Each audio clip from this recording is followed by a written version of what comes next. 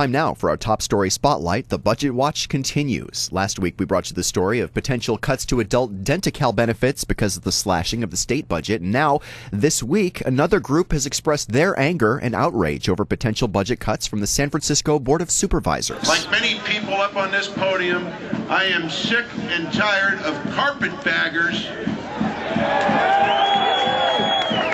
coming into this city and making decisions about how we live our lives and how we're protected from a public safety perspective. Gary Delanis with the San Francisco Police Officers Association said they warned constituents that John Avalos was planning to make cuts to the budgets of first responders prior to last November's election when Avalos got elected to the Board of Supervisors. Mayor Gavin Newsom made it clear that it was a sudden change to his budget proposal by the Board of Supervisors, which was responsible for slashing the police, sheriff's department, and fire department budgets. We made tough choices, but we did it together.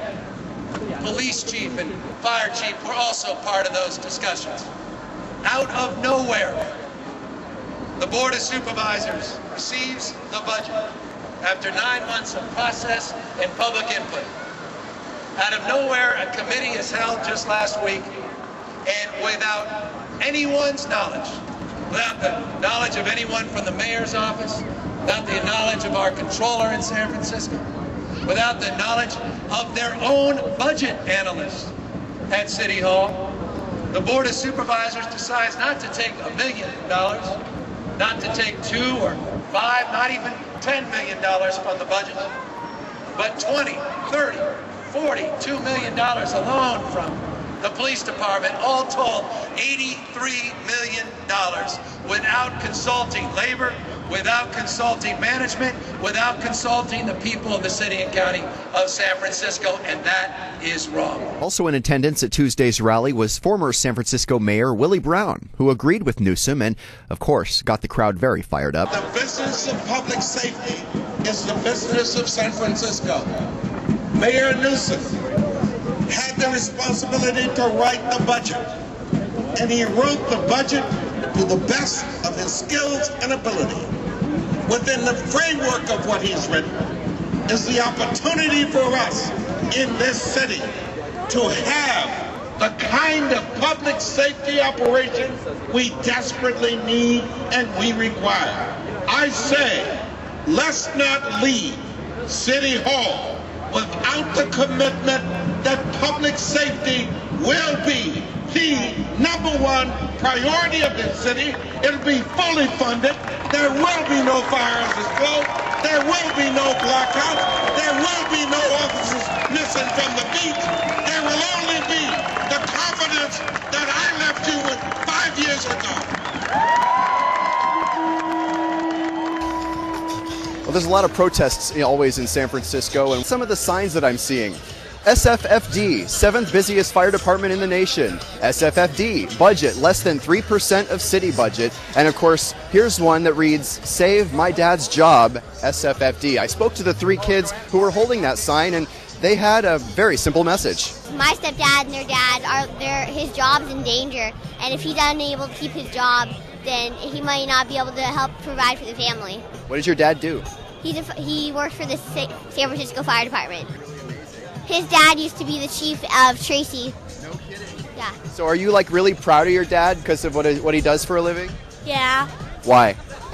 Well, first of all, he's kind of like a hero, like a policeman, and he helps people like survive. It's kind of, yeah. I bet if somebody's house burned down, they would think your dad was a hero. Yeah. What do you want to tell people who think that maybe we don't have enough money and that there should be not as many firefighters? What do you say to that person? That they should just participate with us. What do you think they would learn from being out here? That you need to do what you have to do to help the community, and the community has to stay in shape. Strong words. The most stinging words, however, as mentioned, came from Gary Delanis from the Police Officers Association. He specifically named Supervisor John Avalos as the man really behind the budget cuts. During the supervisorial races, we went out to the Ingleside district, and we said, be careful of John Avalos. We told people in the Ingleside district, this guy does not care about public safety. This is a neighborhood of people and homeowners, and he doesn't care about you. And the #1 concern for the people in the Ingleside was public safety. And what has John Avalos done? He has turned his back on the Ingleside district. And that's not right. So what about the other side of the story? Well, Marissa Lagos from the San Francisco Chronicle reports that the board president, David Chu, and others have accused the mayor of essentially crafting his budget proposal behind closed doors and leaving out many of the budget priorities for the San Francisco Board of Supervisors. Chu says the mayor's proposal includes 5 to 6% departmental budget increases, including some raises, while leaving the other budgets slashed. Daley did vote with Supervisors Chu, Avalos, Campos, Marr, Maxwell, and Mercarimi in favor of the new budget. Voting against it were Supervisors Michaela Alioto-Pierre, Carmen Chu, and Bevan Dufty. Supervisor Sean Ellsbernd was away as his wife was giving birth. So essentially the vote was 7 in favor, 3 against this budget, with 1 absent. And that means the $82 million is going to be diverted for now from the police, sheriff's department, and fire department budgets to these other programs. Now, since the city does have sufficient funds to pay its bills through July, officials say, and since this budget only applies to the month of July, there will be no practical implications to the slashing of these budgets yet. However, it will remain to be seen when the final budget is passed what fate the sheriff's department, police department, and fire department budgets will suffer. Reporting in San Francisco, I'm Sebastian Kunz, Green 960.